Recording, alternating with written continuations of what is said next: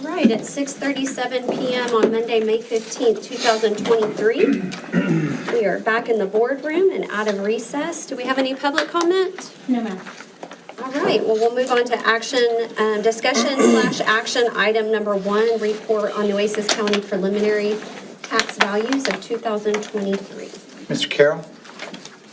This is just information. The appraisal district used out preliminary values in April. And this just kind of shows you the change from the previous year. Remember that preliminary values, that's what they are. When they give us the certified values in July, they'll probably actually be a little bit higher because they're usually conservative when they do the preliminary values. But I was a little surprised, but if you see, there's a pretty significant increase in our values, almost 70%. And so if you look, that's just comparing this year's preliminary values to last year's preliminary values. Then if you look at kind of the second area, that was our M&O certified values last year. And just to kind of show you that they naturally kind of drop during the year because people file things during the year and they get exemptions during the year from the original thing. So our current certified values for this year that just ended have dropped about almost $7 million. And then just to kind of show you that last square just shows you that difference between the M&O and the INS. That's the value of CC Polymers, which is our 313 entity. And remember, they're only taxed $30 million on the M&O side, but they're fully taxed on the INS side. And that value went up, their value went up about $3 million. But remember, this is from January 1, so that's what they increased the value on that facility, about $3 million. I understand they're working on it. I saw a bunch of cranes. They're still working on it, getting it up fully operational. How much longer is your 313 good for, Philip? It was only good for 15 years, so I would say we probably got about maybe 15 or 10? it's 15 with the construction part, but since their construction has taken so long, we're almost at the end of the period. Okay. Because they're not fully Operational. They're not fully operational, so they don't have their full value yet. And then, I guess they're grandfathered in with the 313, with the new Yeah, tax yeah. abatement laws coming like that? Right, There's no exclusion? They took over the original agreement with M&G. They just stepped in the shoes of where M&G was since they took over that facility. And then, But just keep in mind that the big increase doesn't necessarily, it helps tremendously on the INS side, particularly with the bond. any future bonds. Be looking at really no pennies, yes. minimal. I mean, huge, from, if 98.5 with 3.8 million in INS was only going to impact a 3 penny, it would be nothing now. Yes. But on the M&O side, we're gonna get compressed. So depending on what the whole state does, the state's gonna compress our M&O tax rate to take care of this significant increase. All right, any other questions? And then, since I brought it up last month, have we looked into additional tax incentives for 65 and older and disabled? I've scheduled a meeting with Victor. Our financial advisor has taking on a new role with the city of Corpus Christi as their financial advisor as well. So he and I have been playing phone tag more so than normal, but we're bringing, He's actually, gonna do the same thing, so. actually, they're opening up an office in Corpus Christi as a result of increased business. So, yes. Victor is? Yes, his company.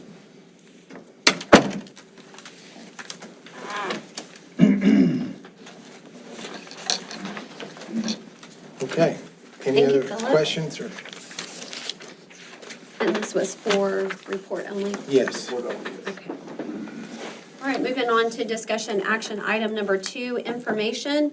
Discussion of 2022 to 2023 accreditation status of Tolosa Midway ISD, first rating superior achievement, 2022 accountability rating B, 2022-2023 accreditation status accredited. Madam President, members of the board, this was an item request by trustees to discuss and answer any questions you may have on accreditation. Campuses aren't accredited. It's the district that receives the accreditation for the campuses. As you can see, the Tolosa Midway ISD 22-23 accreditation status is as high as it goes. So with that being said, we'll entertain any questions that you may have. Is this where I can ask questions about the ACC campus? Is that As long as what it is? pertains to accreditation. Okay, There is a presentation following this on the Academic Career Center that may be more appropriate. But if you have any questions related to accreditation, this is the agenda item for that. my understanding is the ACC, the year 22-23, is an actual high school. Is that It's correct? traditional high school. In the eyes of TEA, we have two high schools, not one traditional and one alternative. Because of underreporting, we have two, for accountability purposes, we will be rated no different at ACC than we are at Tolosa Midway High School. Okay, well, I have questions about that, so is this the time to ask that or at the presentation? I would say the presentation, Okay, because none of that affects accreditation. no, okay, well then, okay, but since we have two high schools, I guess my question is, any of the kids that were at risk that graduated already through December or still graduating, have any issues with their graduation because we were not on a, what do you call, an alternative? No, sir. None whatsoever. No, sir.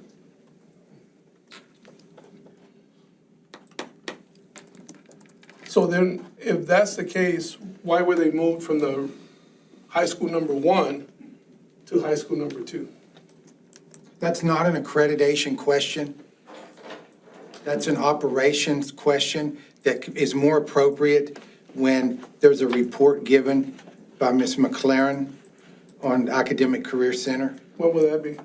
following this. Oh, that's what the presentation is tonight? Yes, sir. Okay, well, That's then I'll ask action my item number questions. 3. Okay. Are there any other questions or discussion about accreditation for the school district? Okay. That was for report only. Moving on to agenda item number 3, which is report only, is the Academic Career Center Credit Recovery and Acceleration. Madam President, members of the board, this is also a trustee item request. I have asked Ms. McLaren, who is our principal at the Academic Career Center, to do a presentation on ACC, which is their mission, as defined by the state of Texas, is credit recovery and acceleration. Ms. McLaren? I would just like to add, while they're getting that ready, the ACC awards program and recognition Wow. was really good. Off the charts. So Thank great you. job. Well, no, before you start, normally when I'm watching kids being recognized, I focus on the kids, but that night I focused on the parents because, like myself and Barbara, we've been there, and to see the parents' faces and the joy and the satisfaction was very satisfying for me. Thank you. It was a good night. It was a great night. Just to kind of recap, part of what we talked about that night, we have so many successes this year. We have 3 students who are entering the U.S. military. We have a student entering the Air Force, a student entering the Army, and we have a student who just signed, and you may have seen the pictures on Facebook, a $50,000 bonus to join the Navy, and he will be doing submarine work and will be doing cybersecurity from a submarine. The recruiter came out and took pictures and gave him his sash and did everything on Friday, so that was really, really exciting. We also have a student who received a $1,000 scholarship from the Texas Association of Alternative Education.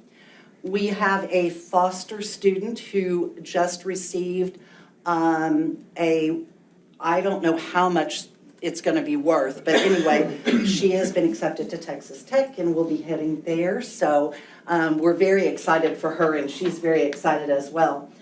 We received a student who, or we have a student who received her white coat for completing all of her CNA work. Del Mar was there to present that to her. But now I'd like to tell you a little bit about those students that were on that stage that you don't know about. I'm going to not talk about them with any sort of gender attached, and of course with no names, but I want you to get a little picture of what kind of students we receive. One of the students that we received has been repeatedly raped by her father. She is in the midst of going to court. She is leaning on us for support. It's been a very, very trying time. One of those students watched their father shoot his girlfriend in the head, had to testify against the father. The father is in prison for life. One of those students walked into the garage with his mother earlier this year and found his father dead of suicide. One of those students witnessed a father beat a 7-month-old sibling to death and had to testify against that father. One of those students has been in foster care her entire life. None of her family knew about it. They recently found out. They went to New Mexico. They got her, brought her back here, and she is attempting to start to live a normal life with some family. 2 of those students have babies at home, and another one is pregnant at the time. They're all trying to get an education while raising an infant.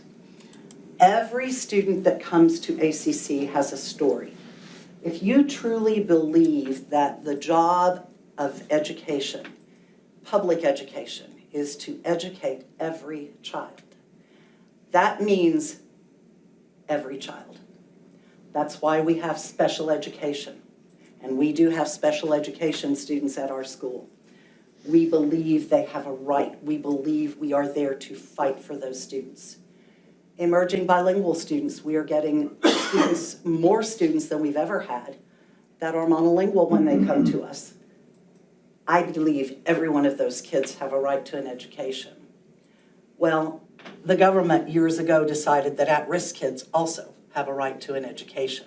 So if we believe that every one of these kids have a right to an education, we believe that it is in our realm to see to it that they get that education. We all know that the research regarding alternative schools has ramped up since the 70s when alternative schools first began. And part of the research is, and we've heard a lot about it lately because it's really become apparent since COVID, but trauma in these students is a lot of the reason that we see the behavior we see in our students, and it also is why we see a decline in academic achievement. When a student is in a traumatic state and when they are going through these things, I've never been in their shoes. I have no idea how they feel. I have no idea what they're going through, but we deal with it on a daily basis. We know that when those neurochemicals are flowing through their brains, and you all have been angry to the point of just, you can't stand it. We all have things that happen in our lives. You almost see red, you can't hardly think straight. These young people have those kind of neurochemicals running through their brain at all times. When they are frustrated and they don't understand something at school, it's very difficult to sit there and allow our brains to flow those chemicals through so we can pay attention and so we know what the teacher is saying. And so part of our job is to know what those kids bring to us. The other part of our job is to meet those needs, to assure that whatever's happening to them, we can provide a school where they can find success and can truly learn. None of these kids come to us and are dumb kids. 90%, 95% of our kids have reason for why things are happening the way they are. They're not just lazy kids who went to the high school and sat down and said, I'm not going to do my work. Once we can find what's happening with those students, we're able to make a difference for them. And that all goes into what the history of ACC is, but also how we do what we do at our school. The National Center for Education Statistics says that a public elementary or secondary school that addresses the needs of students that typically cannot be met in a regular school produces a non-traditional education, serves as an adjunct to the regular school, or falls outside the category of regular special education or vocational education. This is why at-risk students are in a separate category as we begin to look at their needs. And just like those other categories, vocational ed, special ed, or regular ed, they are in a category because we have needs for them that we need to meet. A little history about alternative campuses. TM first had an alternative campus around 1985. At that time, the campus, you will remember, some of you will remember, was down behind the old intermediate campus. It was in an old field house. We had snakes, because they were showers that were made in, athletes' showers that were made into classrooms. We had snakes coming up through there. We had rats. We had roaches. We had everything in that building.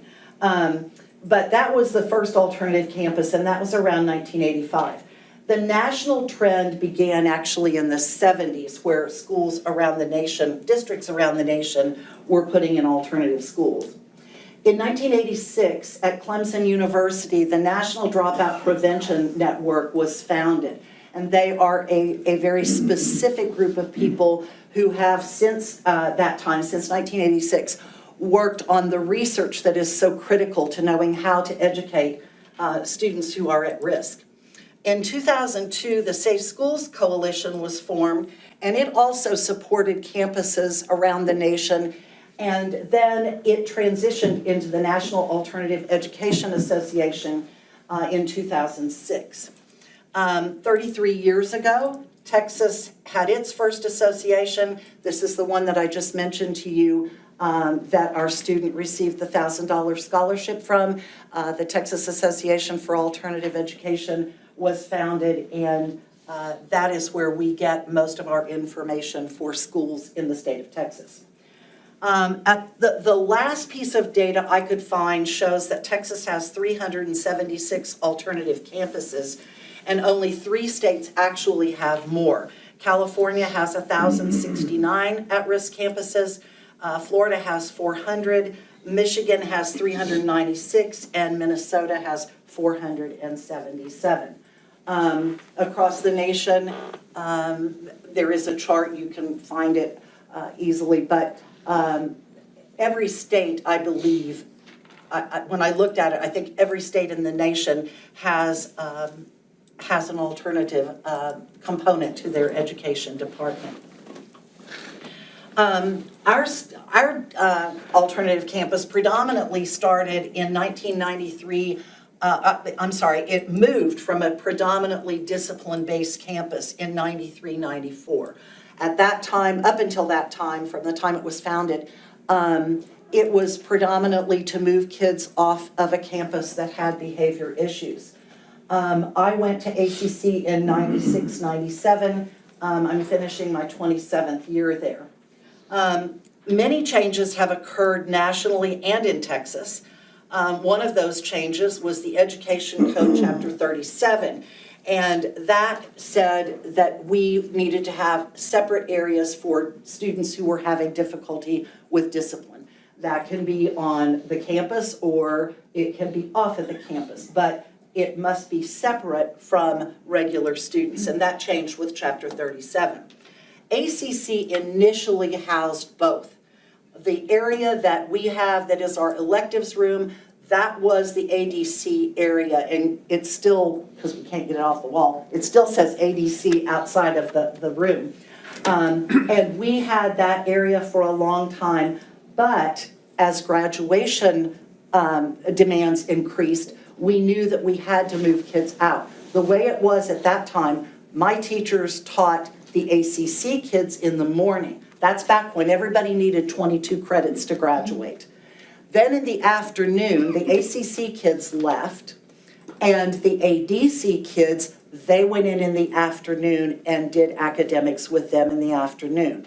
In the morning, they had paraprofessionals and a teacher who they did electives, they did community service work, those kind of things went on in the morning with our ADC kids. Then when my teachers, the certified teachers, were done at noon, they went in and took over in the afternoon. As research became important, states and the nation realized there were so many gaps in student achievement.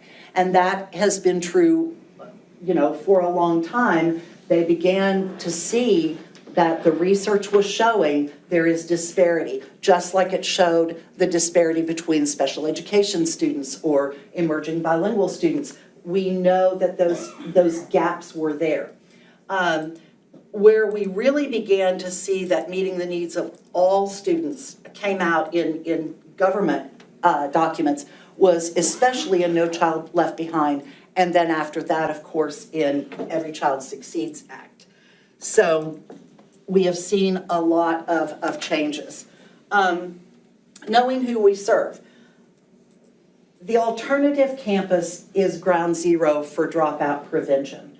We know from the parents we talk to, the kids we talk to, and we know from our colleagues at the high school, if students are not moved out of that environment, we are going to have a lot of students who are not going to return. We're going to have a lot of students who cannot meet the requirement of their cohort, and therefore we're going to end up not only with high numbers of dropouts, but we're also going to see students that, numbers are great, but to me what's more important is that child. I can't imagine sitting back and watching a child walk out of your district and become a dropout and know that we did not do our best for that student. We know that there is a disproportionality with high numbers of students with multiple risk factors. Students of color, we serve 80% or higher Hispanic youth, and this is generalizing over all the years. And about 70% of the students that we work with are male. Many of them do not have male role models in their lives. Many of them are coming from situations where they have not had people at home that have really worked with them, and they've gotten into some trouble in the neighborhoods or in public in general. And as I said, most of the kids have more than one risk factor. There will be pregnancy, there will be incarceration, they will have failed tests, and we'll talk about that in a minute, but generally they have multiple risk factors. Our students, if they are at risk, poverty is not one of the indicators for at risk, which is very interesting because most of the students also come from low socioeconomic homes. Not all of them, but a lot of them do.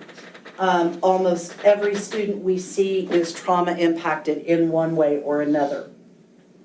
The accountability now includes closing those achievement gaps, and because of that, it has begun to populate alternative schools across the nation because We know that in order to close that achievement gap, we have to meet the needs of those students, and the regular high schools are just not able to do that.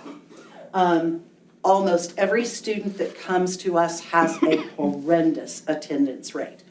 There are kids that come to us that go for a very long time without being in school, or they'll go to school a day and be out the next 8 or 9 days. There is no one at home who values an education, who wants to get those kids there. So the ones that come to us with attendance issues, and I think Gabe will tell you, they're horrible attendance issues. When we go back in their files and look, the interesting thing is most of these students have had attendance issues even back in elementary. Not so much, well, even some of them in primary, but we begin to see a lot of it happening starting at intermediate, and then at middle school it gets worse, and then by high school the hope is gone, and the attendance rates are really, really scary. Students who are behaviorally challenged due to trauma. A lot of the students, their behavior is because they have not had that trauma addressed, and therefore their behavior begins to, it's because of the trauma that they're having a difficult time following rules and staying within the guidelines that the school sets for them.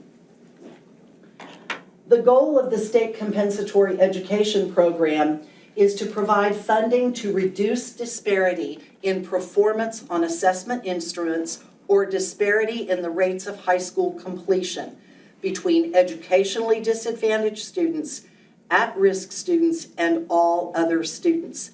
The purpose of the SCE program is to increase academic achievement and reduce the dropout rate for these students by providing supplemental programs and services. Our school is 100% funded by SCE funds. I would venture to say, and I think that the members of my staff that are here would say, we are more than adequately funded. We have what we need in terms of money to have the programs and the services that we need for these students. I don't think anybody's ever asked for anything. Have y'all ever asked for anything that I haven't been able to get? I can't think of anything that we have not been able to provide.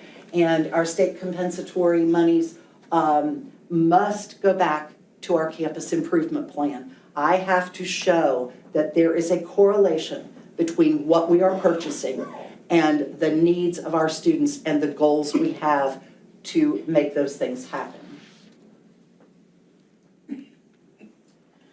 Subchapter 3 of Chapter 29 in the Texas Education Code talks specifically about compensatory, intensive, and accelerated learning.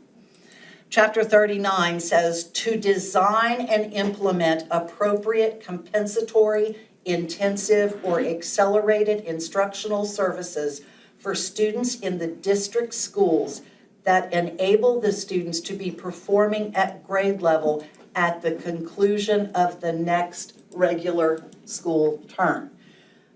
We know, and especially since COVID, that acceleration is going to take more time than the next term. Every time a student fails, they are further behind.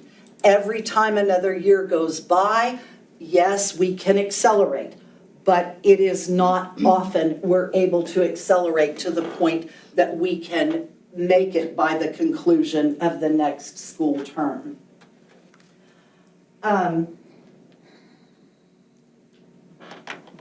One of the things that we need to do is to make sure that we are meeting the needs of any emergent bilingual student.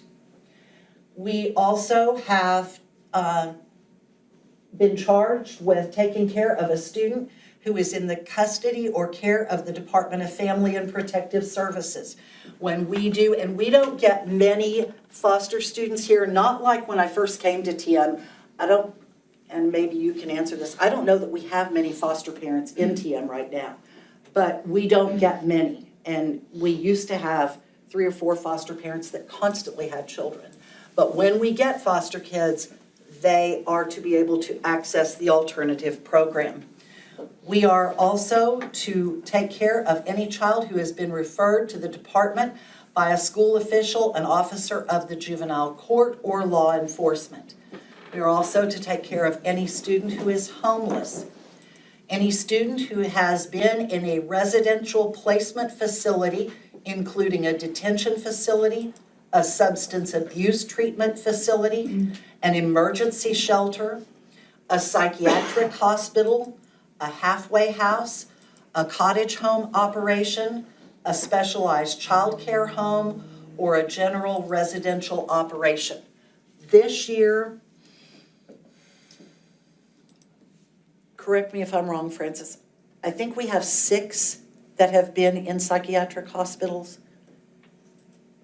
Right around 6 students that have been in psychiatric hospitals.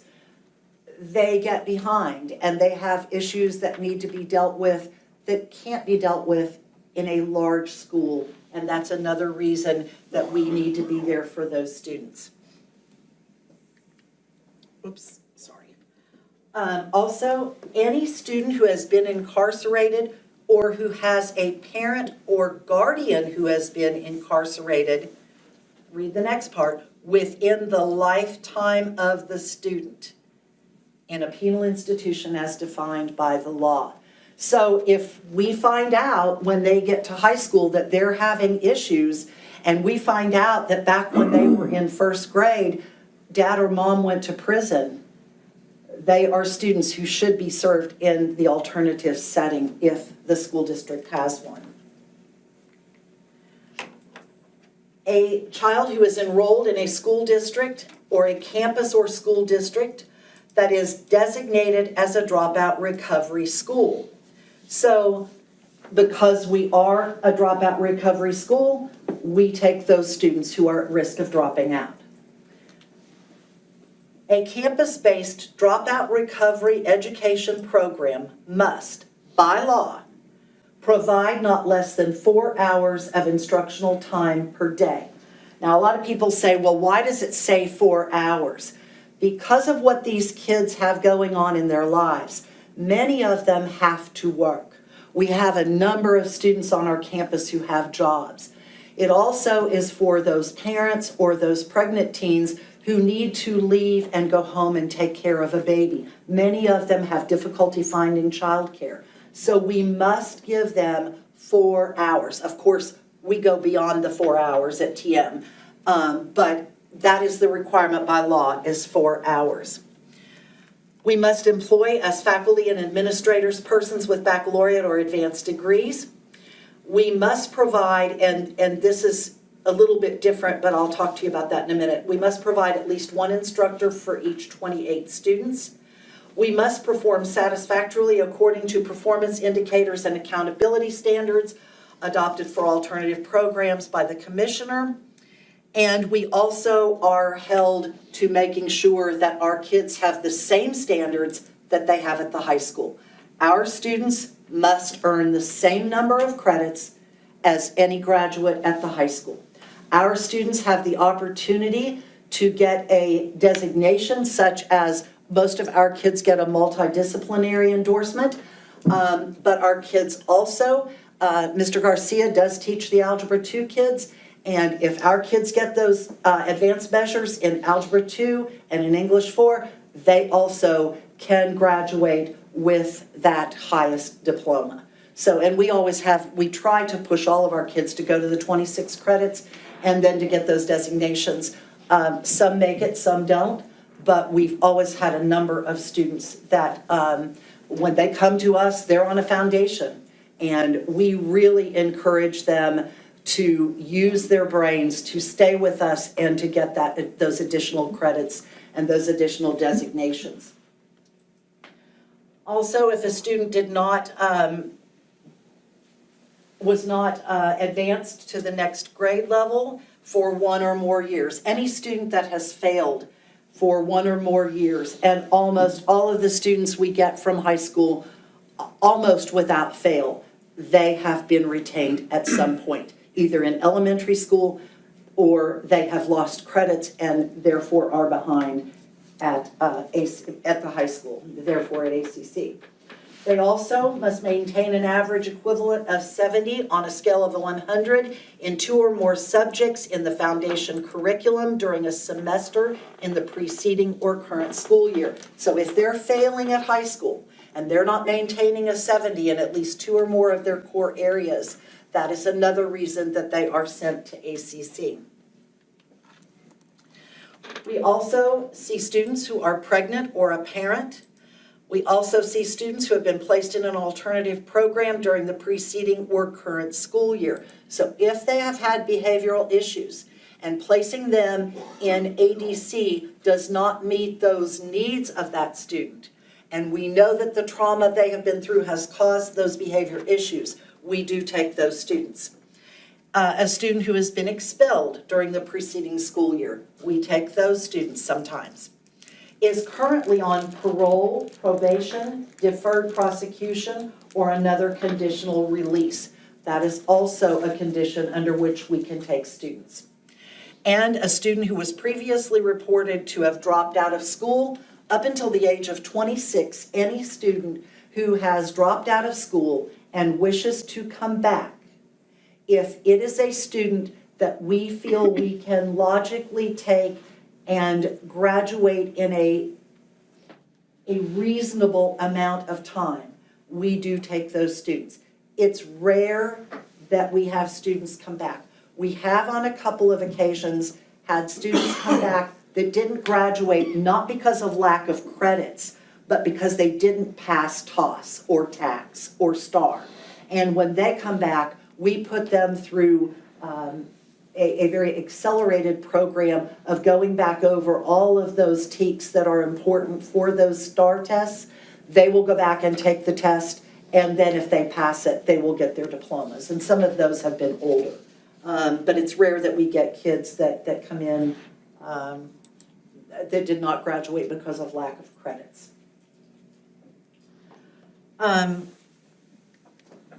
Also at the bottom, you will see that we are required to use an individual learning plan which monitors the student's progress. And all of our students come in, and the first thing we do when we get them is we begin to get an individual learning plan ready for them. These are some truths about alternative schools, and this is true across the nation. And I'm not saying that this is true here. I'm going to go over that. First is, alternative schools are not a place to dump students who are disruptive and detract from the learning of others. If they don't fit those at-risk categories and they're just being a problem in a high school, states have adopted measures where they go to discipline centers. They don't get dumped into a school of choice, which is what we are. Alternative schools have a problem with image, both in the community and in the school district, due to ignorance. People don't understand what we do. They don't understand how we operate. Fortunately, after a number of years of working with these students, we have a lot of parents and a lot of graduates who try very hard to educate people about ACC and what we do there. But it's important that these kids know that they have the support of the community as well, that they're not shunned and put in some place. We always are amazed at the number of kids who come to us and their parents who say, well, you know, we were told that our son needed to go or our daughter needed to go to ACC, that's where the troubled kids go. Well, no child should be labeled as a troubled kid. And no child should feel like that there's an entire school full of troubled kids. Because, as you saw the other night, these kids are capable. They're capable of being productive members of this community. They're capable of paying taxes and holding a job and hopefully coming out of the situation they were born into, which they had absolutely no say in. Alternative schools are difficult to staff, and most include stipends for anyone working in an alternative setting. This is true across the nation. It's not here at ACC. I will tell you, we do not have a problem. Well, I can't say we don't have a problem. last year, we didn't have hardly any science or math people that applied, period. But that was true all over the state and all over the nation. To say that we don't have people who don't want to come to work at ACC, absolutely, we have people apply every time we have openings. I interviewed a gentleman today who has worked in CCISD, and he's now in Mathis, and had heard about us and specifically wanted to come and interview for the social studies position we have open. I can tell you that the people that work at our campus, they can talk for themselves, but they say all the time, these are the best kids to work with. They're respectful, they're appreciative, and they know it's their last chance to get that diploma. And they are phenomenal young men and women. The emotional toll on employees is great, and many do not last more than a year or several. When you go in the morning and the first child that falls through the door, or the first parent that comes in and they're crying about what happened and they're worried about their child, and they want to spend an hour telling you how bad things are, they are waiting on us to be there for them. Many times, I can tell you, we have sat down at the end of a day, most of us in tears over what these kids are going through. And the beauty of it is that we have forged such great relationships with those kids and their parents that we know that we have to be strong for them because we are the emotional support. We are the ones who are sticking our necks out to go to bat for them, whether it's when we go to court for them, whether it's when we call CPS, whether it's when we tell the student that we will go with them to the hospital for exams. It doesn't matter what it is. We have to stay strong because of those kids. Is there an emotional toll? I can tell you one of our students that's graduating this year back probably in about November, I got a text from a frantic mom. She could not find him. I called Mrs. Bain. I said, do you have any idea where he might be? We got in touch with some of the other kids. This started at about 7 o'clock at night, and she found him about 3 in the morning. Francis and I were on the phone the entire night on a Friday night with that mom.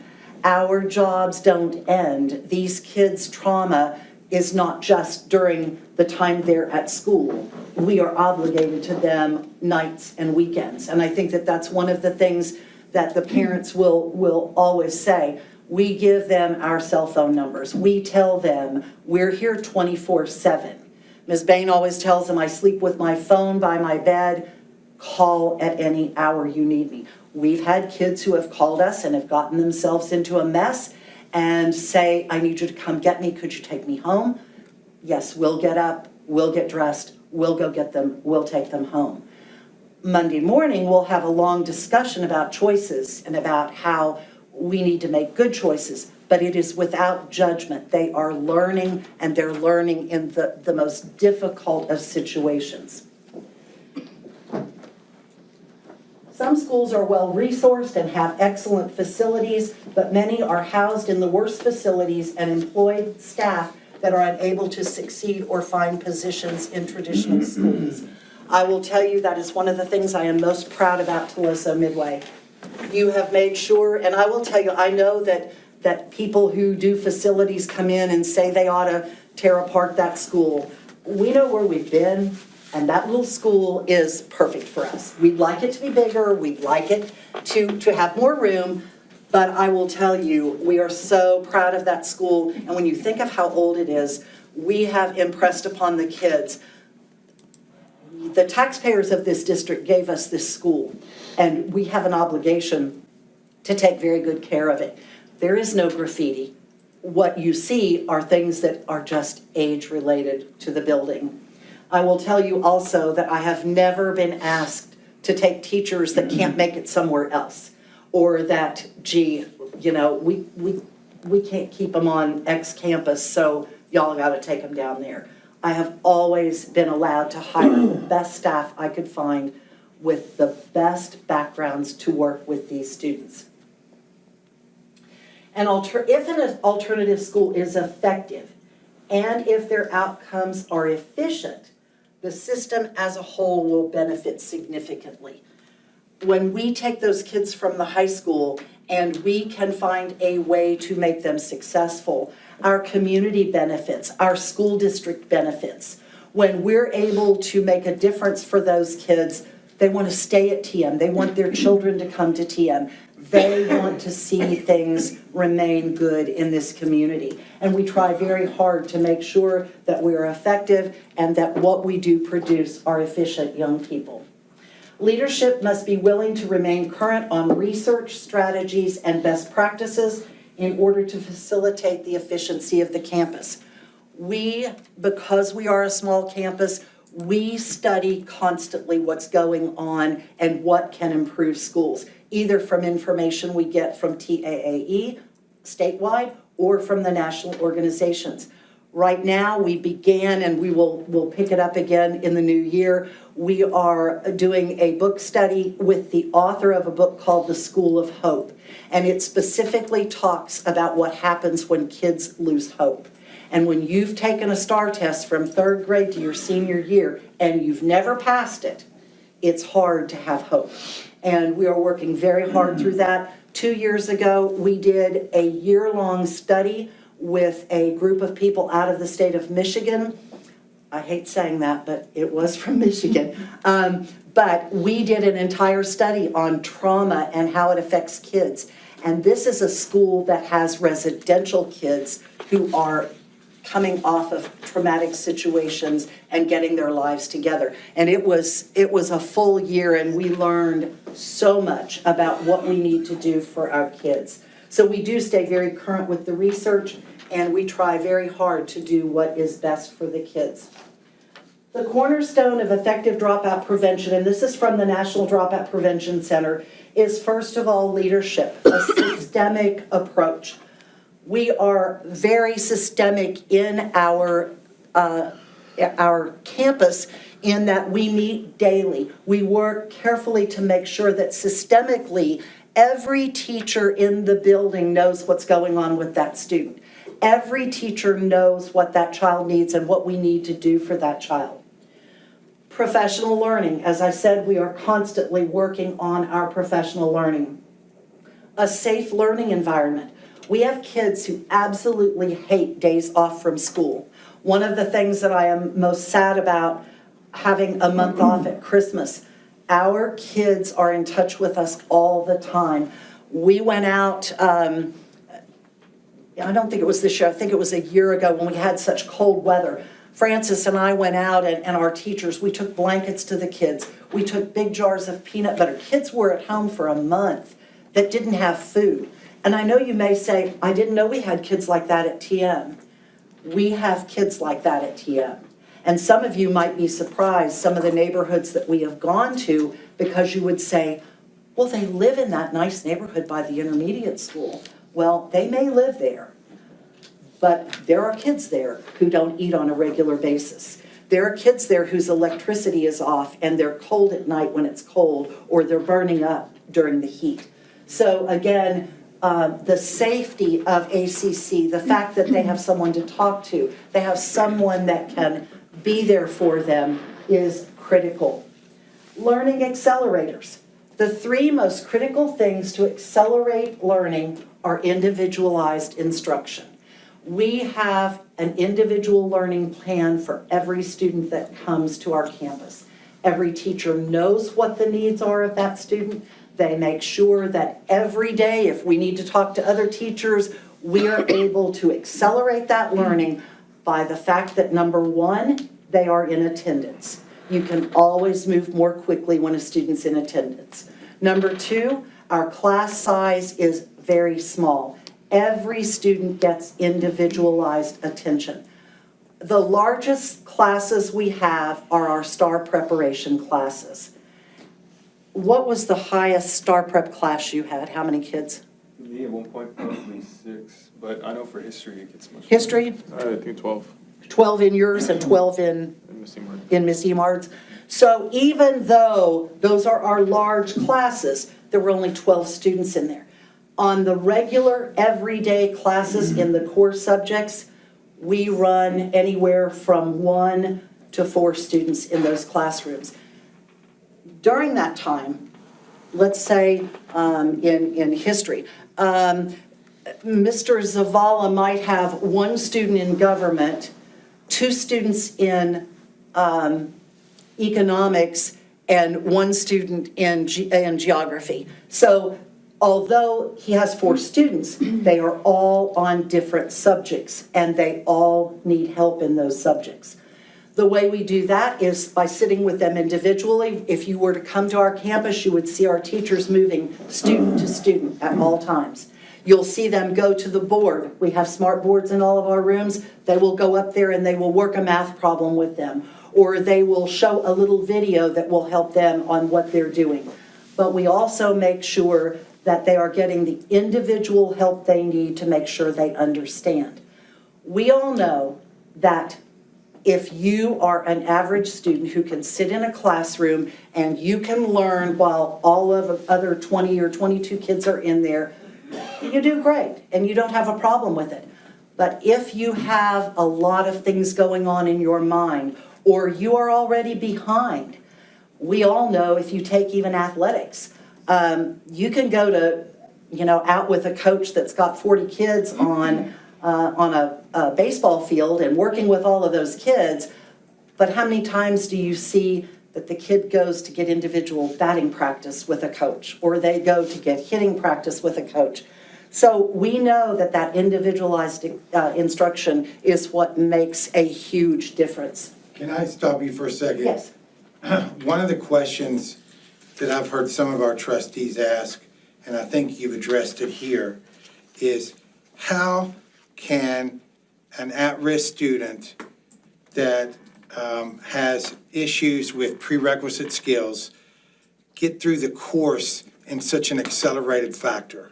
Well, first of all, it's the law. We have to do it.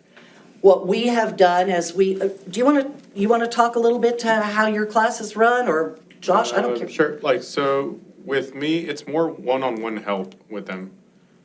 Sometimes from the stories they've told me was I've never got the help, or maybe they were the shy student who they felt like students were gonna judge them if they did ask for help. But being at such a small environment, if they need help, or maybe they don't wanna ask you still, but you look at their grades, you're like, well, maybe you're saying you don't need help, but you need it some way. I think it's more just building that relationship with them, and once they feel comfortable with you, once they feel safe with you, in the sense that you're only trying to help them, you're not trying to judge them. For the most part, they open up, and it's just a lot of one-on-one work with the student. Ariana, math?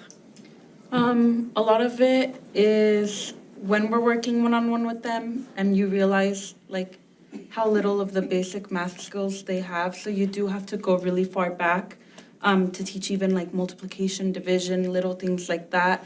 But we build on it, especially in algebra, since I have them for the full semester. We can build on it little by little, day by day. But even in geometry, some of the accelerated classes, it's something that you just have to work with them one-on-one. Part of it, and when you talk about the time element, part of it is that the entire 45 minutes they're in that class is being spent on 1 or 2 or 4 kids, as opposed to an entire class getting the same thing that maybe some of them in that class need to go back to the multiplication tables. But some of the others in that class of 22 kids, they're ready to do it on their own. They have the background knowledge to do that. Once we get them there and can work with them one-on-one, as I said, these are bright kids. These kids have ability. They are not there because they're unable to do it. It's because they have not had the opportunity. The other thing that I think makes a huge difference is when we get these students and they begin to get a little bit of success. In our big hallway, and I address it on one of the other slides, but in our big hallway, we have bulletin boards that have everything those kids need. And it's really fun to watch them Because once they get 1 or 2 stickers that they have earned a half a credit, and we do it for every half credit they earn, it's almost like they have a renewed desire. They don't mind working hard when they're getting the individual help they need. But as Mr. Zavala said, many of them say, I just sat in the back of the classroom. You know, I never got the help I needed.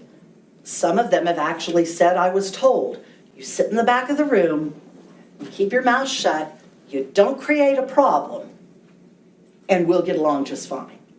So they know, because of the years of going through it, they know that they need the help, but they're not about to raise their hand and ask for it. And it takes some time. It's usually a good 6 to 8 weeks before they truly trust that we're there for them. Some of them still come in after the first few weeks and they look at us like, there's no way this is going to continue. And until we can convince them, just show us what you need, or let us figure what you need, and we will give it to you to make sure that you graduate. And, you know, everyone is different. We have some students who come in and they immediately begin to feel that hope, and they work very hard. The little girl that's going to Texas Tech, and Mr. Van Matry knows her well, and she's just full of life, and she's got that spunk, and she came in and she got down to business, and the teachers are like, oh, geez, we can hardly keep up with her, you know. Well, obviously although she was failing classes at the high school, she obviously sat there and was taking in everything because she was passing every single test we gave her. They have to do the same thing that the kids at the high school do. They've got to know those TEKS at least a 70% mastery. We've got to know that they can go past that test. So we don't, you don't get any special privileges because you came to ACC.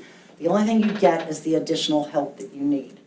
So, yes. Are they able to test out or clip out of? I'm going to talk to you about that in just a minute. Let me just finish this up. Absolutely. I'm sorry. Education technology, we're so blessed. I can tell you we are so blessed.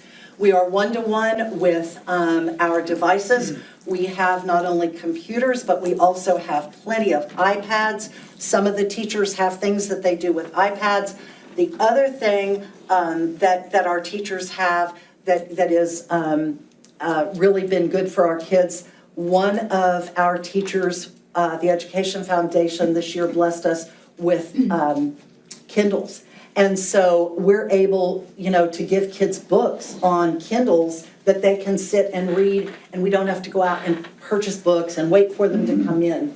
Also, and I skipped over active learning, we try very hard to make sure our kids are very involved in their learning. We want them to be as active in their learning as they can. They've not been active learners, and many cases, they're a little reluctant to don't you agree, Josh? Like in your math classes, I know when I've been in there, they're a little bit reluctant to speak up because they're afraid they're going to be wrong.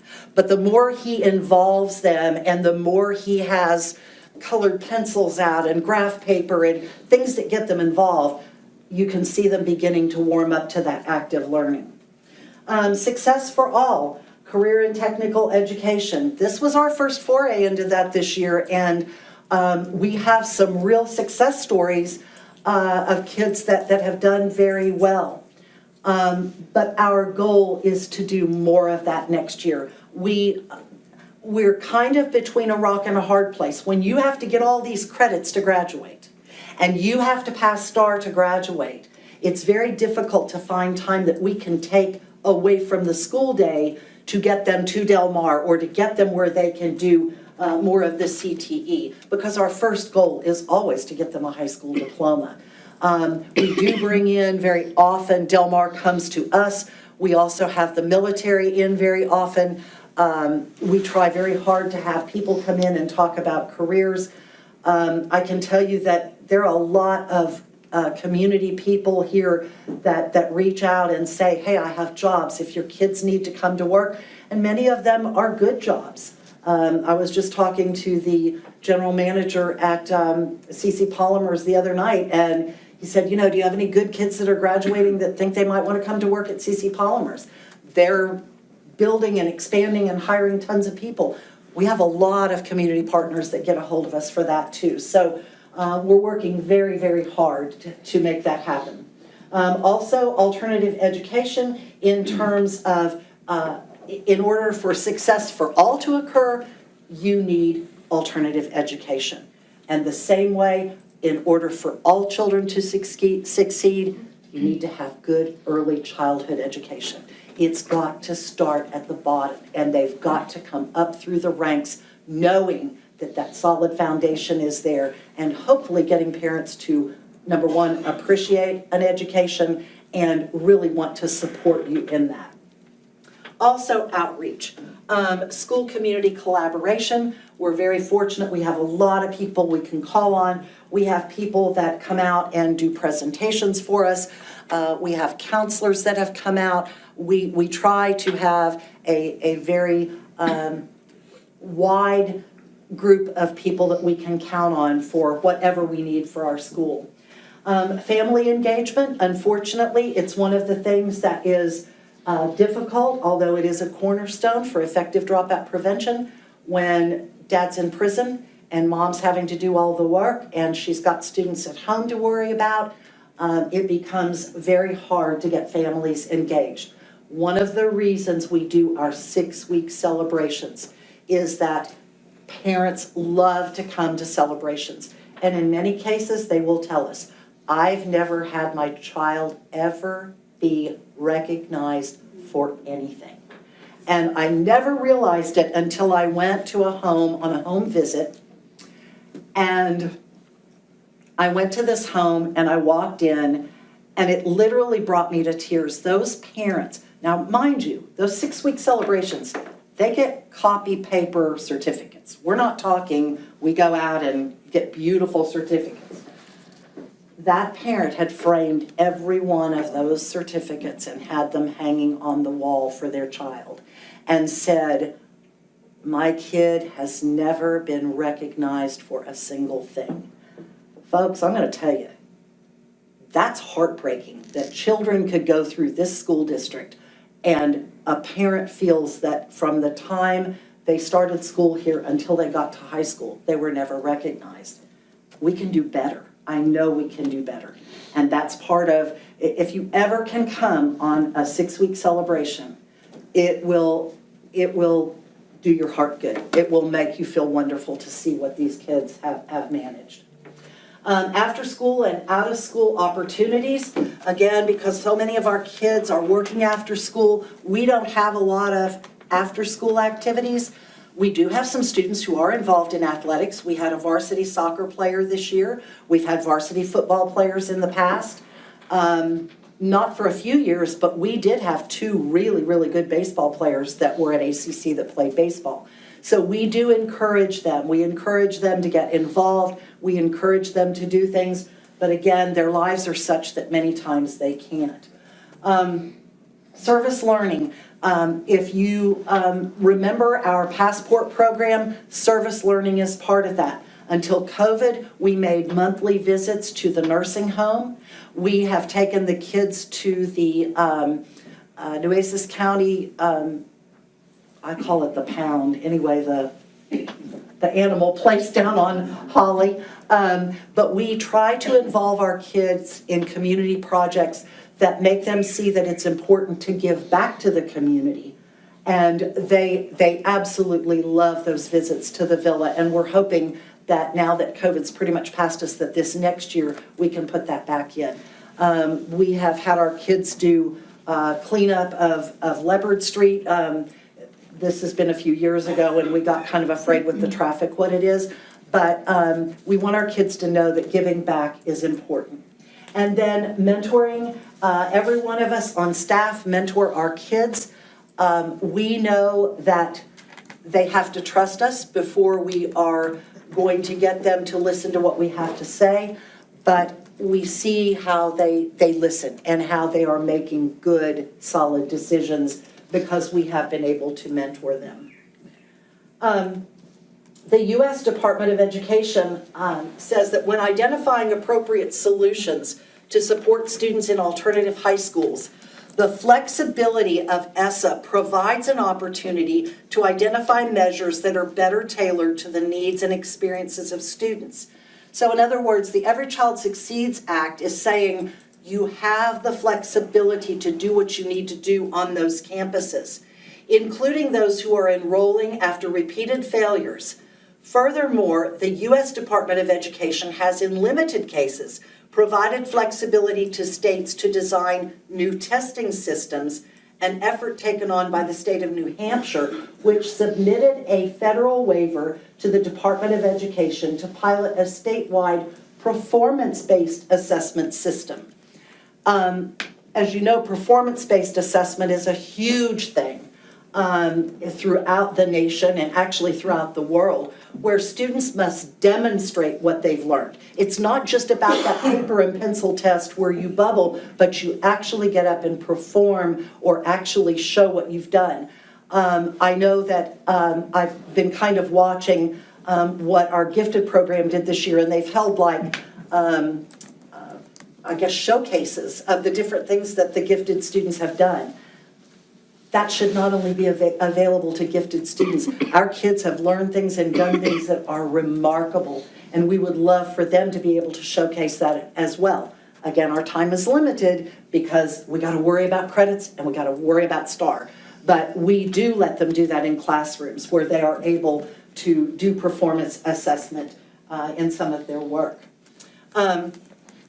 These are some of the contributing factors to success and acceleration. Most students who are referred to ACC have attended school in a very sporadic manner, so we've got to, once they get there, take advantage of them being in school. Some have gone weeks or months with limited attendance. When arriving at ACC, the manner in which they are educated, one-on-one instruction, highly engaged learning activities, small class size, result in greatly improved attendance. I can tell you some of those kids who hardly ever went to school at our high school have perfect attendance or near perfect attendance at ACC. That's a tremendous help in accelerating them. School becomes a safe place and a place where they can learn without judgment. One of the things they struggle with the most is being judged. Parents and students know there's a waiting list to gain acceptance to ACC, and they know if attendance becomes an issue, we will start to look at alternatives for them. We want them to know how important their attendance is for us to do what we need to do. Consistent attendance is a key predictor of student success. Every day they miss, they are missing out on something at that high school. And as it goes on, they need to know that they need to be there. And so it's a huge issue with us. In fact, one of Ashley's first jobs in the morning, she calls every single student that's not in school. So we want to know where you are, and if we need to send the bus back to pick you up, we've done that as well. Their attendance is critical. Many schools nationally use a metric of year-to-year attendance growth as part of their assessment instrument. Texas does not, however, it's something we do look at as a campus. So an alternative campus in other states can use that attendance growth to get additional, I'm going to use the word points for lack of a better word, additional points on their accountability system because the students show growth in the number of days that they are in school. Texas doesn't, but as a school, we do look at that and we do point out to the kids, when you're here, you're going to be successful. Ms. McLaren, Yes. because of time limitations, and I know that the trustees have some questions, can we allow them to ask some questions that they may have? Sure. And then you can go and if it's in the rest of your deck, and go from there? Or is there anything in the preceding pages that are super important prior to them asking questions? The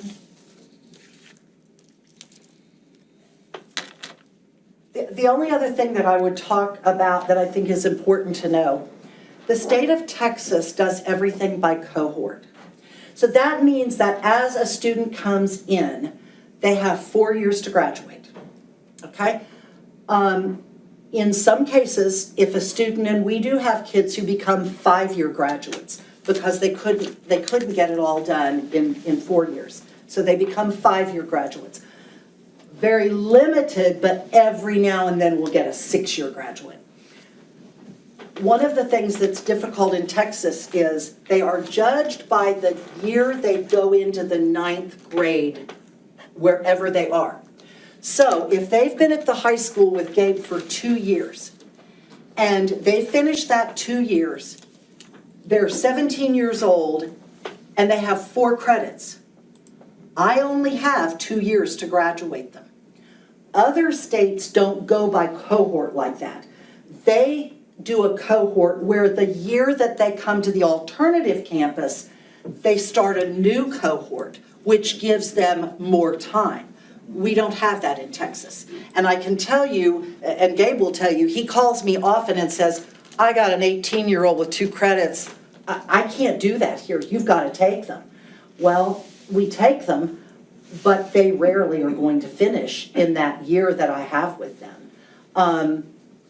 So yes, the cohort issue is huge in Texas because we're so limited. And if they've been at the high school for 3 years and they come to us with only 4 or 5 credits, I only have 1 year to get them out. So that's tough. It's really hard. That's a really good point to make. But Okay. sure, I'll take any questions. Trustees? Kim, I don't mean to Just take a over. quick question, what is the typical breakout scene? You said 4 years. Are they with you for typically more than a year or a semester, or are they, Most of the kids are with us a full year. Now, again, it depends. so are their seniors going to you, or are they just, Well, they should be seniors coming to me. Many times they're juniors, or they might even be sophomores. We try to keep them at the high school and not take the younger ones. I will tell you that nationwide, and this is another thing that was in the slide deck, nationwide, since COVID, most all states have now increased the number of alternative schools and the size because they're now saying you've got to take freshmen and sophomores. And the reason is those kids got so far behind in middle school or in elementary school that when they come to, they're in high school now, they're beginning to struggle in 9th grade. And I think we're seeing that. I don't know about 9th grade, but I can tell you in December and early January, Gabe and Mr. Van Natry called me and said, we got a stack of kids that they're not going to graduate if you don't take them. They can't make it this year. And when we began to look, these were the kids whose parents never sent them during COVID. And they never got online during COVID. Not only did they lose out on a year or 2 of education, but there also was a change in their brains during that time.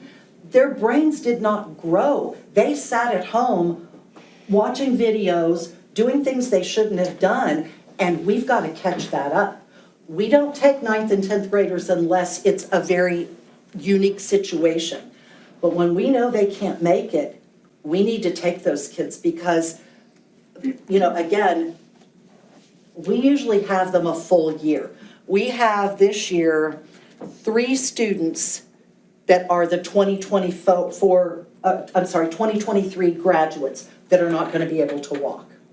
The first one is our student with leukemia, and because she is in such a bad way and the chemotherapy, she's in a 2-year chemotherapy plan, she's not doing well, she does not feel like getting on. And I can tell you, I think you're the only one, you work with her as well. They're online with her on their own time, almost daily, if she feels like getting online. But she is so tired and she is really suffering from this chemo. She's not going to make it. We have another student who came to us who was never given the opportunity at her high school to take one of the end of course exams. And so she came to us, her first time to take the exam was in May. And so unfortunately, her scores won't be back in time for graduation. And the third student is one that he is special ed. My feeling is, and again, like I said, I'm gonna fight for every one of these kids. When you owe a student compensatory education, you give them compensatory education. And I told the mom and I told the student, you have this coming to you. I want you to stay another semester. I want you to leave us knowing that we've done everything we could do to get you prepared. And he was one of the kids that actually was in the construction program at Del Mar. But he has agreed to stay another semester and we'll get him in another trade occupation as well. But yes, most of them are with us a full year. And again, we're just trying to get them out with their cohort if they finish their classes and if they meet the STAR requirements. How many students, what's the max number of students that can be at ACC? We like to keep it at 40 because we can maintain the integrity of the program at 40. There have been times, last year, a year ago, well, now it'll be 2 years ago, we took 50-some kids to start the school year because we thought, let's get them in early and that way we'll have more time with them. It was a huge mistake. If you get over 40 kids at one time, it's very, very difficult to meet their needs. And I'm talking social needs, behavioral needs, and academic needs. We like to keep it at 40, but you know, there are times when we need to step up for what Mr. Van Matry asks us to do and for what Gabe asks us to do. We don't ever want to be the cause of kids not graduating because we could have taken them and done what we need to, which is why we took the huge group at semester. But we like to keep it right around 40. And of course, as they leave, Jennifer, how many students did we see this year total? Probably 120.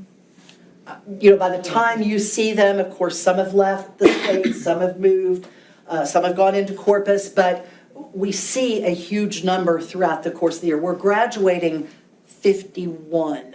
51 or 52. Or 52 this year, graduating 52. Those are 52 kids who probably would not have made it at the high school. You add 52 kids to your dropout number, you can imagine what it's going to do. So my question is, there's a lot of good information here, this is really good, but where is the negative information? Like you say, in passing a conversation, you say 3 aren't gonna make it this year, this number's not, like, where's that data? Like, where are we seeing Well, how many are those truly getting three- through and how many are showing up and not getting through at all? Those 3 will be continuers. In PEAMS, we have what are called continuers. I get So that, I they get don't that. count as a dropout. They didn't make it this year, but they will be back in the fall and they will be graduates next year. So they still won't count as a dropout. I understand that, but where is the data of who doesn't get through? I mean, you're talking about it, and everything you're saying is, and I agree, this is a great for everybody, there's people with real life issues. But how do we measure to make sure we're really hitting the impact that we need to, besides this presentation that is showing us all the good stuff? Like, where's the data that says, you know, of those 120, 52 are walking the stage, what happened to the rest of them? They're sub-started as freshmen, sophomore, juniors. Okay, so they're I returning. They're wanna see returning. that, so we can see like what's Oh, sure. going I'll be on. glad to get you that information. And then the other thing I'd like to see is, Also, I can't tell you, you know, if there are dropouts that show up, I also can't talk for the kids that didn't get to us. I mean, we have very high numbers of at-risk at the high school. You know, I don't know whether we have any that aren't gonna make it this year or not at the high school. No, we should graduate everybody this year. But it's, I think without ACC high school being a world of trouble academically. well, I agree 100%. I'm 100% behind all that. I'm just trying to make sure that we're not only dealing with our successes, we're facing our realities of failure too. Well, our Like we- realities of failure are daily. You know, we graduate, I don't know of a kid that has, now I can't tell you what they do when they go on to CCISD or somewhere else. Oh, yeah. If they're here with us, Yeah, I'm not worried about They're what they do when they go to CCSD. I'm worried about what we do with them. if they're here with us, Right. they're graduating. I can guarantee you that. They may not be Six. walking the stage with their. Right, but, okay, maybe their I'm missing my year. point. The 3 that aren't gonna make it aren't graduating. They're not graduating this year. I'm holding them until We're for next. sure they're gonna graduate. So what if they don't graduate ever? You're saying you graduate 100% of everybody? Yes, I am telling you, we have 100% graduation. The girl that is the chemo victim, She probably, what does she have left to do? We're waiting on STAR results. She took the STAR test the other day. So we're hoping that she's going to pass that and be able to graduate probably in June. I mean, when we get the scores back. Well, I must have understood the information. And then the last thing I sorry. have is, when you say that it's emotional toll on the employees, what are we doing for our employees to deal with that emotional toll? What kind of, do we have employee assistance in place? Are we thinking that far out? Because there's no doubt the education system relies very much on people doing above and beyond and being great people. Just, I can't even compare to the people that are in the education system, teachers and administrators. Oh, I think Anna, because we've started a wellness program. Okay. You want to answer that question, Anna? Yes, what we did, well, based on a It's at the question infancy. that Denise, asked us, what are we doing for our employees? We said, we're not doing enough, which was correct. So we started a health and wellness program, and it's just real little, but we've partnered even with Bayview, where we've brought a licensed professional counselor, and we did sand therapy. We did a walking contest and we had like 150 participants. We've done after-school classes, simple classes. But the employees are aware of it. Like these employees right here are seeing things and dealing with things every day that is mind blown, right? Like, so do they know, of course, we want all our teachers to know, but like, they're what we would call high-risk teachers, at-risk teachers, right? In my opinion, I don't know. They see a lot of stuff that could traumatize even their own. They're dealing with stuff. You tell some of your stories. So I just want to make sure they know, and the campus, administration knows that there are opportunities out there. First, I want to make sure we have those. Sounds like y'all are all over it. Every time that we do, our goal was to have at least one activity per month this school year. And that's exactly what we did. And every time that we have had an activity, then we publish it out to everybody in the district, everybody. And the majority of our classes have been at the middle school. And what I'm seeing is that, and we usually start around 4:45, that maybe we also need to have some classes a little bit earlier for the elementary teachers, because they don't want to wait till 4:45. But it's been very successful. Yeah, we should be getting their feedback so that we know what we need. Three of us went to the pottery class that they had. We had a ball. It was really That was the good. most successful one, I think. I would say that probably the thing that we have most is all of us that work at ACC are a family. I know I can pick up the phone and and I can call any one of these. We stay in touch at night if they all take pictures, they all send out stuff that go on in their classrooms every day. Would you guys, what do you think about? Well, yeah, if I could add one thing, to go off with her point, I think it is more the fact that I see them as my family. In the sense of, she mentioned there was a student beginning of the school year who was going through some issues. When I found out that student was going through those issues, I broke down crying, because I didn't know if Monday that student was gonna be dead. So the whole weekend, I'm just thinking, like, what do I do? It's a helpless situation, because it's out of your control. There's nothing you can do. And that's where I hope we have professional help for you. I get y'all are a family, but there's professionals that help you through those things, employee assistant program, those type things. So I just want to make sure the district's doing enough for you. Besides your family, y'all are, that's great. But It's also, we do get, our health coverage does cover professional and psychiatric help. I think it's more of a, I think also, and Schedule. Paul, I really appreciate what you're saying. I think also, all of us who want to be there because our reward is in watching these kids be successful. And I agree 100% with Mr. Van Matry. When those parents come up in tears going, I never thought I'd see the day that my child graduated. Or I never thought I would see the day that my child got a score high enough to get a $50,000 bonus to go into the Navy because his ASVAB scores were so high. We require our students to take the ASVAB. We give it twice a year. That's what's good for kids. They need to have that option. And it just so happens that the young man that's going into the Navy, his girlfriend is pregnant, they just got married. We feel like we've taken care of that new little family. And I think those are the rewards we get. It's not about a paycheck. It's like when we sit down, we have had a number of students we've referred to special education.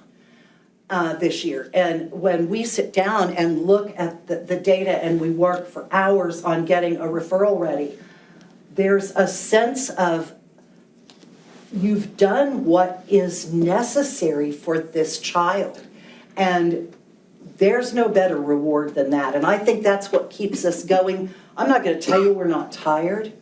We're exhausted at the end of every day. But I also, and I know I tell you all this, and I mean it sincerely, don't even tell us you're coming, but come visit our school. If you could see the respect and the kindness, go in these classrooms. We welcome you to sit in and see how we work with the kids. We're an open door. We're proud of what we do. And I would tell you, they are the most respectful. We have a new student, and they were telling me that, actually, while y'all were in the other building, that he got into it with another student yesterday. And I said, oh, I didn't know there was, and they said, yeah, the new kid was bashing ACC. And John got in his face and told him, don't you ever talk about my school that way. These people bend over backwards for us, and they got into it over our school. That's the reward we want, the reward that we've done something to truly change the lives of these kids, truly change them. What other questions? Yes? I got a couple of things.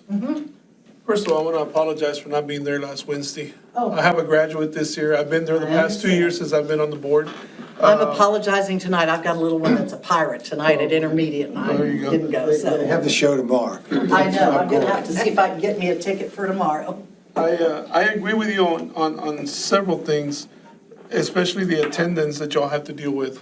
Especially it goes down to the intermediate, primary. These kids can't drive. So it's the You're right. parents that aren't pushing, and they're not gonna push. If they don't push when they're little, they're not gonna push. So we need to do a better job as a district to get those parents involved. Second of all, my biggest concern when I brought up this situation with Mr. Van Matry was the 22-23 year. My biggest concern is, since we are not technically an alternative school, were any of these kids gonna have problems? But you've answered that question because they have to meet the same requirements. Exactly. That was my biggest concern. You've seen the problems we've had the past couple of years with graduations.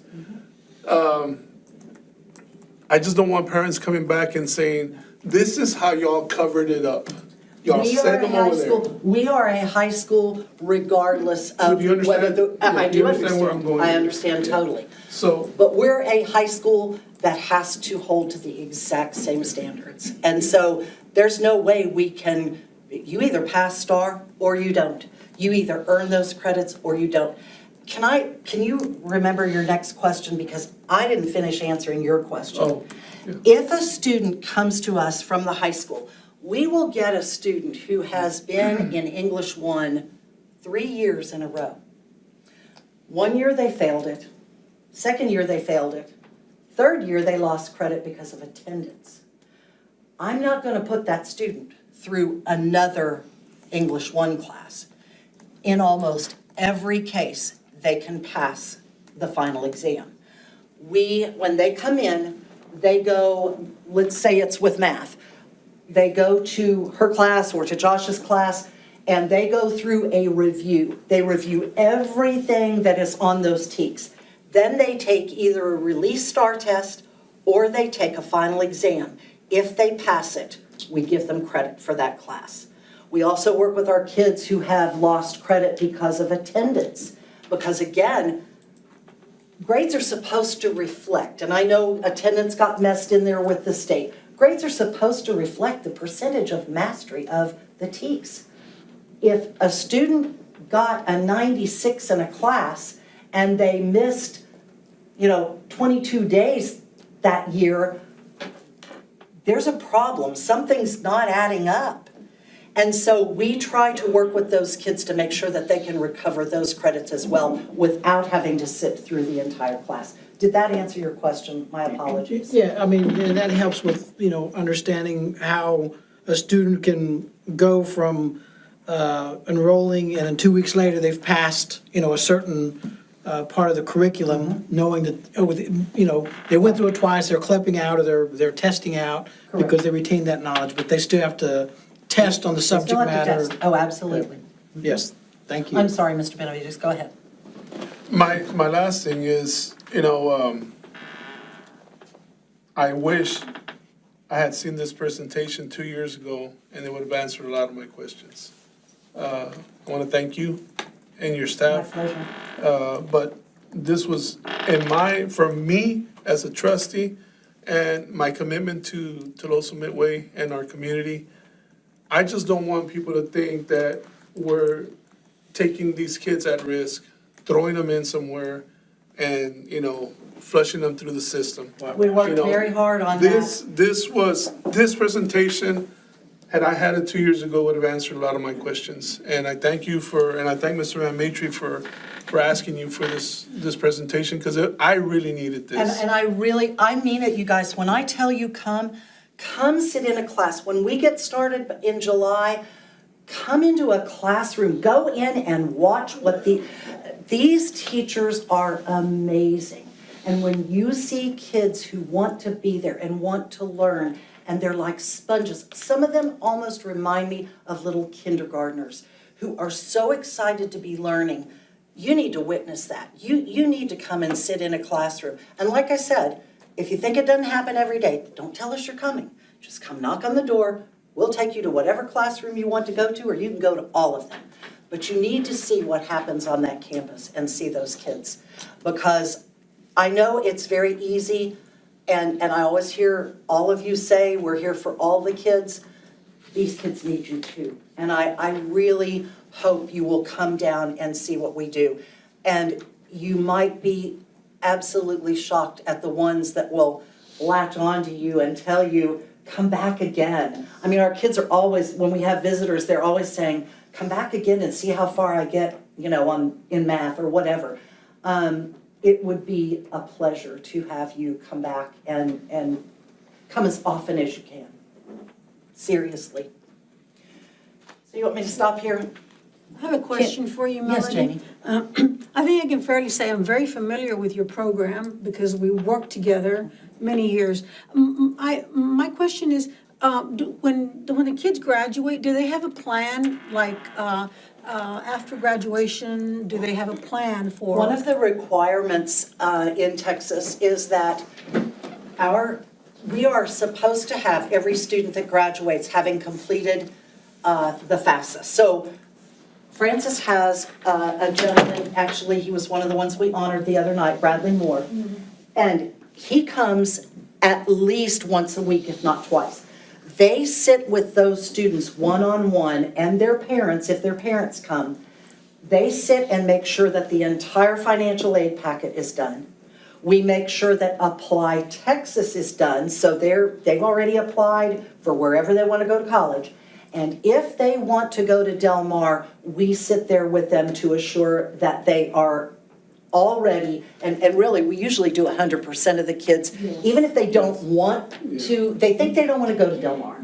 But things happen and they may end up there. We make sure every one of them have applied and are accepted at Del Mar.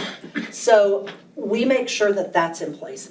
Any of them that even begin to talk about wanting to go to the military, we have every branch of the military, including the Coast Guard, come in so that hopefully we have that plan if they're interested in military.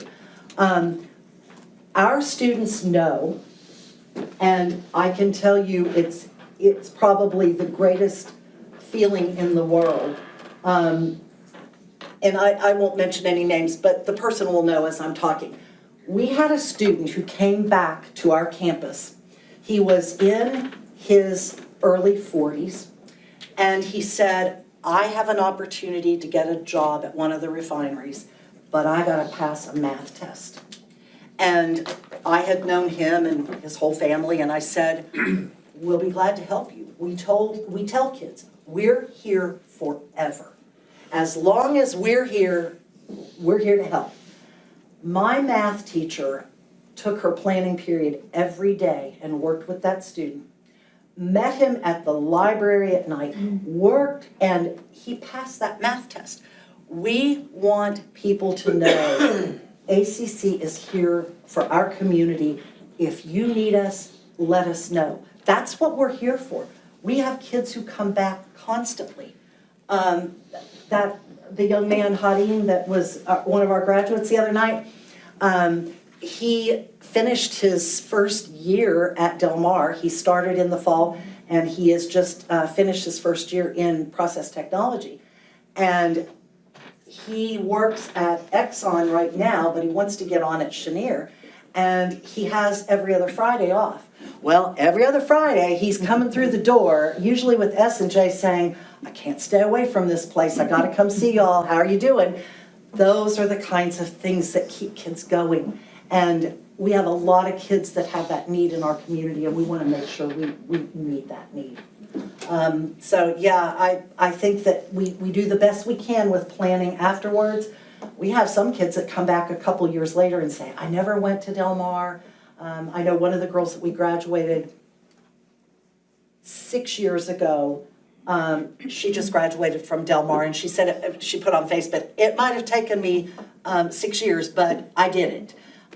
So we hope that they know that we'll be there for them and we'll help them in any way we can, but we try to have a plan for them, some sort of a plan. Well, I thank you very much. I agree with Ben. With this presentation answers a lot of questions that some of the things. And I'll be happy to have Chrissy send you all the. We'll send it Yeah, all. So that, Email. and if you read the rest of these slides and you have questions, pick up the phone and call me. Call me at any time, but I will tell you, it is the most rewarding, wonderful job I have ever had. When I was at the middle school, I thought that was the best principalship there could ever be, because I love middle school kids. But I can tell you, there's not a day that I don't get up and want to go to work. There's not a day that I'm not trying to figure out what we can do to make that school better. And it is an honor to work with those kids. Well, I want to thank you for your 30 years that you have given this program. Like I said, I'm It's a pleasure. familiar with it, and I've known what you've done, and I know what kind of students you get, what kind of kids you get. And so to hang in there for that length of time is It's a commendable. privilege, believe me, We will I'm take so a hit proud. with accountability because the alternative accountability is built different than the traditional, even though there's the same graduation requirements, but we are going to take a hit. But we'll be back next year, and none of our students will take a hit. No, none of the students. That was my concern. I I know we're gonna understand. take the hit because of the attendance, time and all that stuff. And financial. Financial. But, you know, when you're built on an alternative model and you're told in March that we're not going to hold you accountable on an alternative model, it creates some issues. But we know that we're going to move forward. It'll be an alternative campus next year, both in the eyes of Actually, it'll TM. be in and, October, it will be an alternative campus again, because that's when the snapshot takes place. Absolutely. Great It'll job. retroactive back to the start of the year? Yes. For next year. Yes. Yes. Because Yes, we sir. start in July though, right? But Yes, sir. we put in the snapshot in October, and that will carry through the entire year, and those are the kids that are attributed to ACC. The 23-24 school year will start as a traditional campus and it'll end as an alternative. Just like we started as an alternative campus, Yeah. ended as a traditional. That's correct. I asked you to be thorough, and as always, you were beyond that. Thank you. Not a problem, and we'll get those slides to y'all. Pick up the phone and call me if you have any questions or you need me to do anything. Thank you all. Thank you all so much. Thank you all. No problem. Appreciate it. Thank you for the invitation to your campus. Please I'll take take you me up up on it. I'm gonna hold you to it. All I don't know right? about S&J, but I'll bring something. Believe me, none of us need S&J. That's all we do is eat. Thank you all again. Thank you all, great job. Thank you. So that was report only, no board action needed. Correct. Next on the agenda is discuss and consider approval of consent agenda informational items. Number one, I'm going to go through them individually. Does anybody have any questions about the check payment register?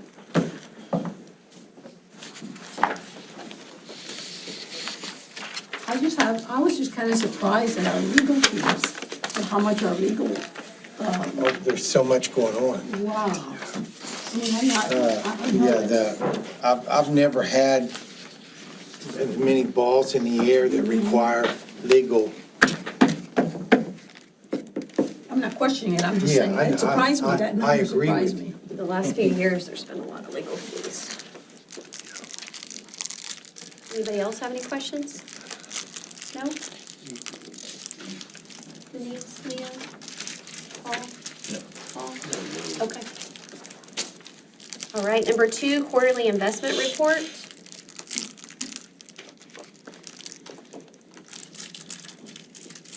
No questions? All right, number 3, budget amendments.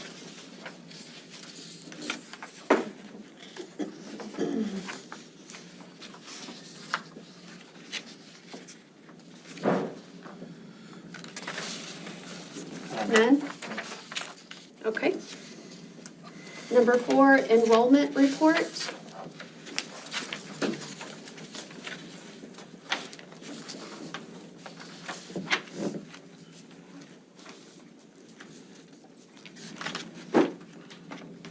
Everybody good? Yeah. I'm not seeing faces, that's why I'm asking. And number 5, regular and special call board meeting minutes.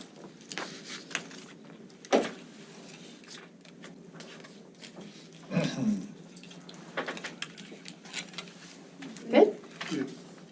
All right, do we have a recommendation? Madam President, it is the administration's recommendation that the board approve the consent agenda items as presented.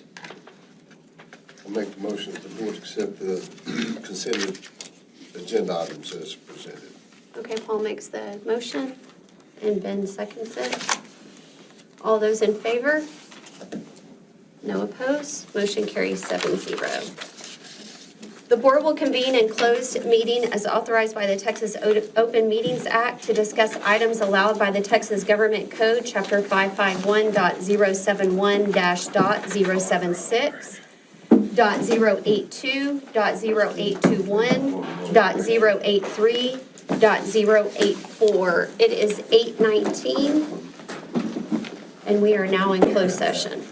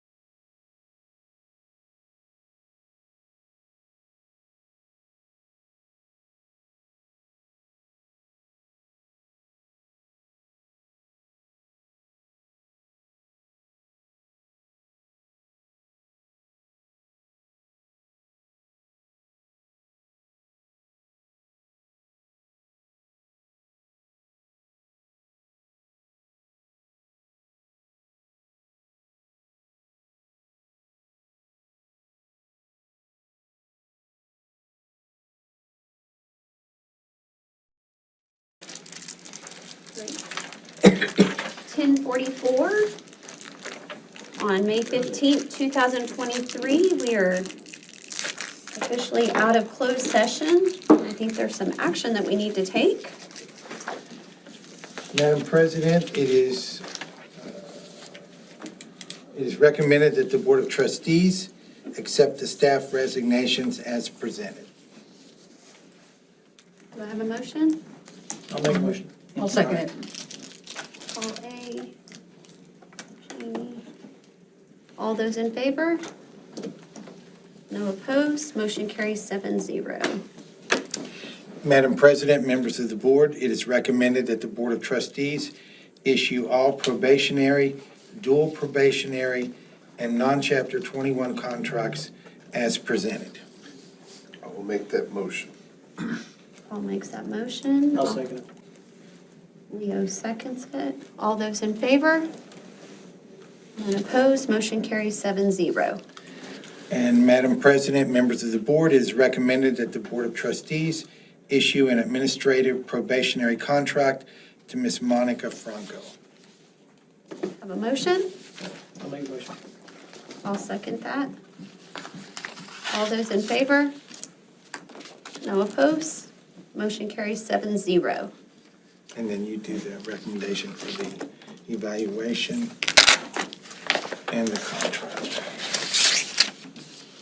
I make the motion that the board accept the superintendent's summative evaluation per our discussion, and also the contract as presented. I'll make that motion. I will second it. As amended. Ben makes the motion and Paul seconds that. All in favor? No opposed, motion carries 7-0. No further business? No further business. All right, well, we all know what comes next. Anybody have a motion to I'll adjourn make the the motion. meeting? We've got Paul, Ben and I both had and our then we've got Ben seconding it. Men in maroon. All those in favor? Y'all are in maroon. No opposed, motion carries 7-0. It is May 15th, 2023 at 10:47 PM. This meeting is adjourned. Thank you. Thank you. Chrissy, am I gonna have to have it? Candies? I did. You did, I brought candies for everybody. I ate 'em early. Give me tickets, but if, I will be there, so I will get you. Okay, I'll come in with you then. Yes.